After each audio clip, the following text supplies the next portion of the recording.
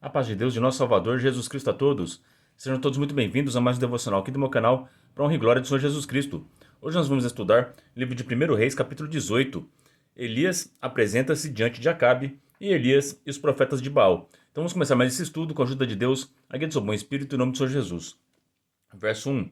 E sucedeu que, depois de muitos dias, a palavra do Senhor veio a Elias no terceiro ano, dizendo: Vai, mostra-te a Acabe, porque darei chuva sobre a terra.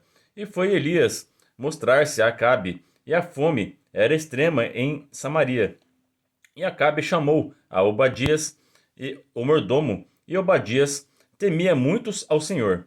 Porque sucedeu que, destruindo Jezabel os profetas do Senhor, Obadias tomou 100 profetas e de 50 em 50 os escondeu numa cova e os sustentou com pão e água. Santo é Deus.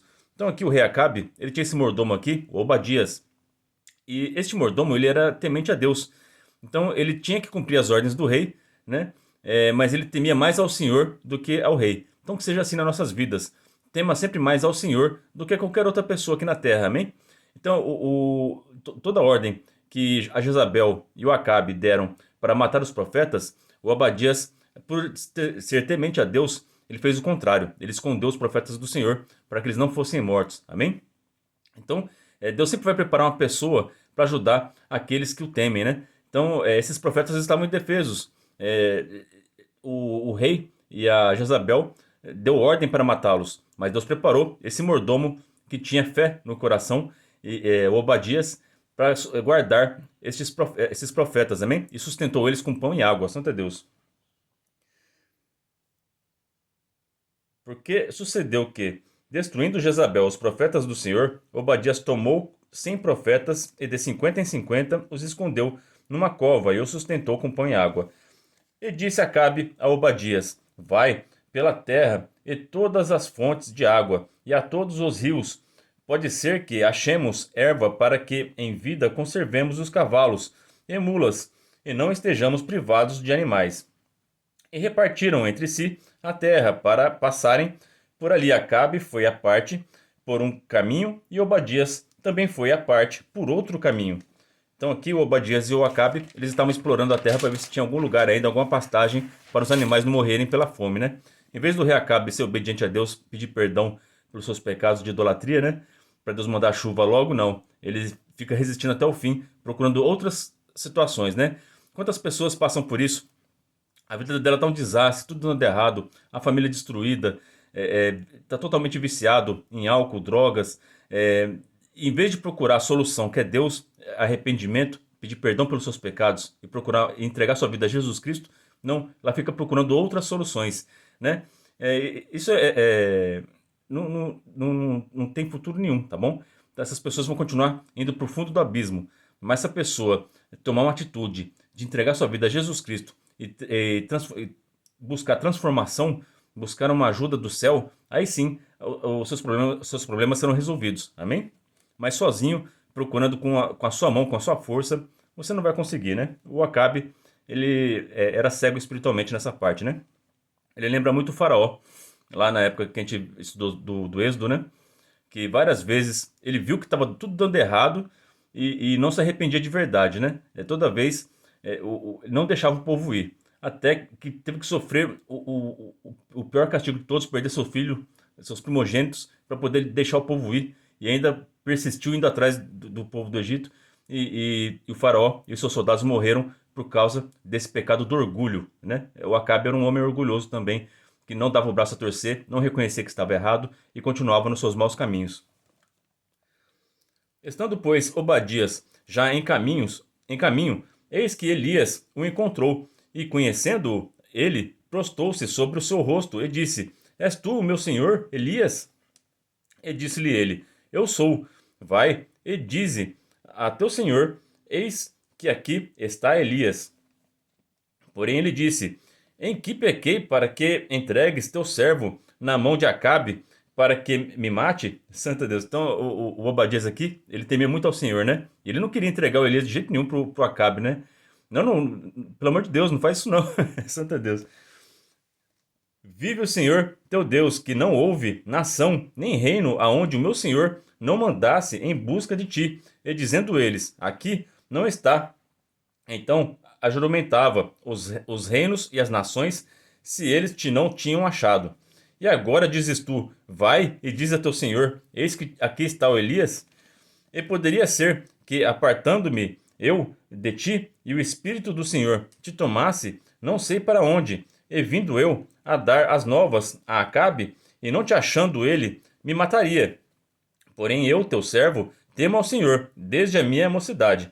Então ele também estava com medo dele ir falar com Acabe que o Elias chegou, e quando ele voltasse, o Espírito de Deus pegasse o Elias e levasse ele para outro lugar, o rei Acabe ia ficar nervoso com Obadias e ia matar ele, né? Então ele estava com medo. Ele não queria entregar o profeta para o Acabe ser morto, o profeta Elias ser morto por Acabe, e também temia pela sua própria vida. Porque se o Acabe chegasse e o Elias não estivesse ali, o Acabe iria matar ele também, né? Então ele temia essas duas coisas, a sua morte e a morte do Elias. Porventura, não disseram a meu senhor que fiz quando Jezabel matava os profetas do Senhor? Como escondi a 100 homens dos profetas do Senhor de 50 em 50 numas covas e os sustentei com pão e água? E agora dizes tu: vai, diz a teu senhor: eis que aqui está Elias, e me mataria. E disse Elias: vive o Senhor dos exércitos, perante cuja face estou, que deveras hoje me mostrarei a ele. Então Elias garantiu para ele: olha, vai tranquilo que eu não vou sair daqui e eu vou me encontrar com ele hoje porque Deus mandou, né? Então há tempo de fugir, há tempo de se esconder, né? Deus deu uma ordem para Elias se esconder, para o Acabe não achar ele. Mas agora há tempo de se apresentar, né? Eclesiastes capítulo 3, há um tempo determinado para todas as coisas. Então na nossa vida é assim. Há tempo de vitória, né? Há tempo de sorrir, há tempo de chorar, né? E agora aqui chegou o tempo de se apresentar, de enfrentar a batalha de frente, amém? Então aqui o Elias agora ele vai se apresentar ao seu perseguidor, ao Acabe, porque Deus mandou. Então você só pode enfrentar algo que é muito grande, que é perigoso, se Deus mandar você ir, porque aí você vai com autoridade e os anjos celestes vão estar te protegendo, amém? Agora não vai você sozinho encarar um problema que é maior que você, é, é, isso não vai dar certo. Não espera no Senhor. Vai buscando a palavra, vai orando, vai jejuando, vai se consagrando. Vai se escondendo, vai se recolhendo na prova, né? Até chegar o momento de você agir. Quando Deus mandar você agir, é tempo de você agir e vencer. Amém? Então foi Obadias encontrar-se com Acabe. Ele o anunciou, e foi Acabe encontrar-se com Elias. E sucedeu que, vendo Acabe a Elias, disse-lhe: Acabe, és tu o perturbador de Israel? Então disse ele: eu não tenho perturbado a Israel, mas tu e a casa de teu pai, porque deixastes os mandamentos do Senhor e seguistes a Balaim. Olha só como Acabe, ele era cego espiritualmente, né? Todo o sofrimento de Israel era por culpa dos pecados dele. Ele estava jogando a culpa no Elias, que apenas disse a profecia que Deus mandou parar de chover por causa dos pecados de Acabe. Era só ele se arrepender e pedir perdão, mas ele não consegue reconhecer seu erro. Ele prefere culpar Deus, né?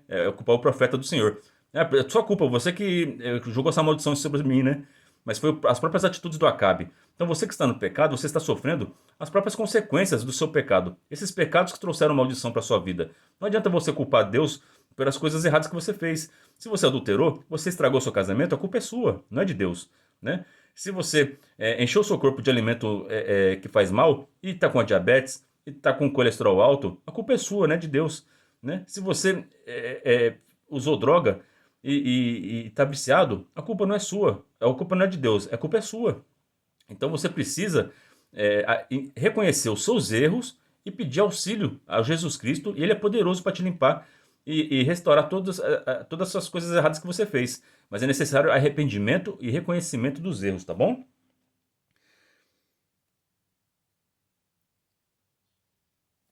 Agora, pois, envia a junta a mim todo o Israel no Monte Carmelo, como também os 450 profetas de Baal e os 400 profetas de Azera, que comem da mesa de Jezabel. Então enviou Acabe a todos os filhos de Israel e ajuntou os profetas no Monte Carmelo. Então Elias se chegou a todo o povo e disse: até quando cochichareis entre dois pensamentos? Se o Senhor é Deus, segue-o, e se Baal segue-o. Porém, o povo lhe não respondeu nada. Então o povo estava dividido. O povo não tinha mais noção, já tinha perdido a noção de quem era o Deus verdadeiro. Eles estavam com o coração dividido entre Deus e Baal, né? Então quando Elias falou, vocês estão, decide o lado que vocês estão, né? A gente tem que decidir o lado que você está. Só existe dois lados, luz e trevas. Ou você serve a um senhor ou você serve ao outro, né? Então andem no caminho da luz, busquem a Jesus Cristo, vamos para a igreja, vamos ler a Bíblia, vamos orar. Porque se você tiver nas trevas, no pecado, nos vícios, na idolatria, você está nas trevas. Você serve ao outro, ao inimigo, ao adversário, tá bom? Então toma cuidado de escolher bem o nosso lado que a gente está seguindo, tá? Então disse Elias ao povo: Eu só fiquei por profeta do Senhor, e os profetas de Baal são 450 homens. Deem-me, pois, 2 bezerros, e eles escolham para si um dos bezerros, e o dividam em pedaços, e o ponham sobre a lenha, porém não lhe metam fogo. E eu prepararei o outro bezerro, e o porei sobre a lenha, e não lhe meterei fogo. Então invocai o nome do vosso Deus, e eu invocarei o nome do Senhor, e há de ser que o Deus que responder por fogo, este será Deus. E todo o povo respondeu e disseram: É boa esta palavra. E disse Elias aos profetas de Baal: Escolhei para vós um dos bezerros e preparai-o. Primeiro, porque sois muitos, e invocai o nome do vosso Deus, e não lhe metas fogo. E tomaram o bezerro que lhes dera, e o prepararam, e invocaram o nome de Baal, desde a manhã até o meio-dia, dizendo: Ah, Baal, responde-nos. Porém, nem havia voz, nem quem respondesse, e saltaram sobre o altar que se tinha feito. E sucedeu que, ao meio-dia, Elias zombava deles, e dizia: Clamai em altas vozes, porque ele é um Deus. Pode ser que esteja falando, ou que ou está em alguma viagem. Porventura, dorme e desperta. Santo Deus. Então, o Elias aqui estava. O Elias estava ainda provocando eles, né? Ué, fala mais alto aí, acho que o Deus de vocês não está escutando. Ou ele saiu para alguma viagem, ou ele está dormindo, grita mais alto, talvez ele acorda, né? Santo Deus. Porque quem é idólatra, adora a imagem de escultura, é uma estátua de pedra. Aquilo não tem voz, não responde. Tem boca, mas não fala. Tem ouvidos, mas não ouve seus problemas. Tem olhos, mas não vê sua situação, né? Então, é só uma estátua. Aquilo não pode fazer nada por você, né? Agora, quem serve o Deus vivo, esse vê milagre. Esse vê o sobrenatural de Deus, amém? Verso 28. E eles chamavam as grandes vozes, e se retalhavam com facas e com lancetas, conforme ao seu costume, até derramaram sangue sobre si. E sucedeu que, passado o meio-dia, profetizavam eles até que a oferta de manjares se oferecesse, porém não houve voz, nem resposta, nem atenção alguma. Então Elias disse a todo o povo: Chegai-vos a mim. E todo o povo se chegou a ele, e reparou o altar do Senhor, que estava quebrado. E Elias tomou 12 pedras, conforme ao número das tribos dos filhos de Jacó, ao qual veio a palavra do Senhor, dizendo: Israel será o teu nome. E com aquelas pedras edificou o altar em nome do Senhor. Depois fez um rego em redor do altar, segundo a largura de 2 medidas de semente. Então armou a lenha e dividiu o bezerro em pedaços e o pôs sobre a lenha. E disse: Enchei de água 4 cântaros e derramai-a sobre o holocausto e sobre a lenha. E disse: Fazei-o segunda vez. E o fizeram segunda vez. E disse ainda: Fazei-o terceira vez. E o fizeram terceira vez.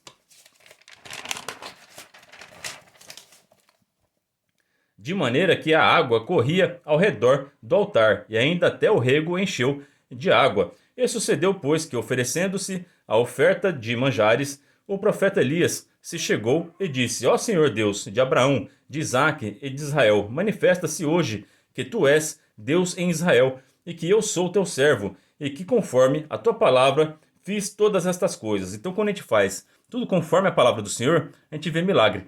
Então, os profetas de Baal tentaram chamar a atenção do Deus deles lá de pedra lá, né?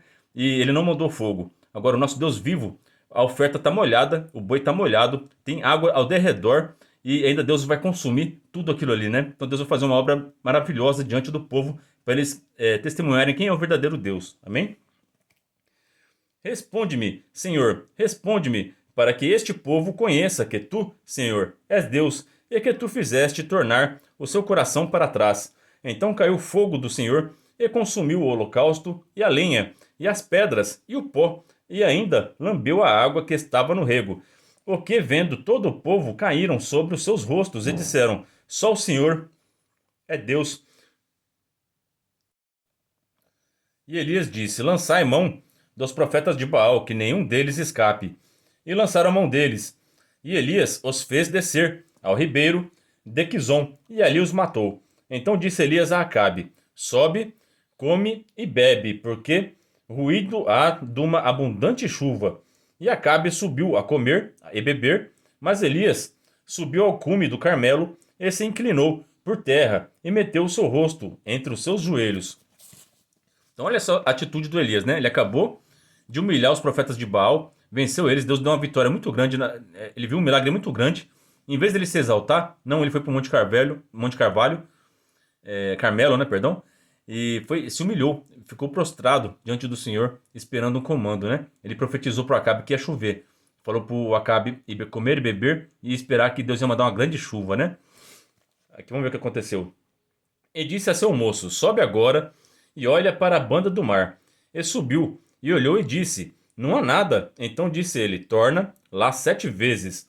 E sucedeu que, a 7ª vez, disse: Eis aqui uma pequena nuvem, como a mão de um homem, subindo do mar. Então disse ele: Sobe e dize a Acabe: Aparelha o teu carro e desce, para que a chuva te não apanhe. E sucedeu que, entretanto, os céus se enegreceram com nuvens e vento, e veio uma grande chuva. E Acabe subiu ao carro e foi para Jezreel. E a mão do Senhor estava sobre Elias, o qual cingiu os lombos e veio correndo perante Acabe até a estrada de Jezreel. Olha só que interessante. Então aqui o servo do Elias, ele tinha que ir 7 vezes lá para ver se ia subir alguma nuvem da direção do mar, né? E na 7ª vez ele viu uma pequena nuvem do tamanho de uma mão. Então quando você recebe uma promessa, quando o mínimo sinal do cumprimento dessa palavra, ela já tem que aumentar a tua esperança de uma forma tal que você tem que confessar que aquele milagre já está acontecendo. Era só uma nuvenzinha do tamanho de uma mão, mas Deus falou que ia vir chuva, e grande chuva, né? Então aqui o profeta já entendeu que Deus já estava fazendo a obra, né? Então assim na tua vida, se você está enfermo, um pouquinho de sinal, Deus falou que você vai ser curado, um pouquinho de sinal de melhora já é o suficiente para você colocar no teu coração: eu já estou curado em nome do Senhor Jesus Cristo. É que Deus já começou a fazer a obra. Santo Deus, isso em todas as situações, amém? Deus prometeu o primeiro sinal do cumprimento da palavra: aumente a sua fé, aumente a sua esperança, porque Deus já está te dando a vitória na sua mão, amém? E aqui aconteceu algo sobrenatural. Até eu vi alguns vídeos que falam bem sobre isso daqui, né? Mas não vou entrar muito no detalhe disso aqui, porque não é algo que está escrito na Bíblia, né? É uma suposição, tá?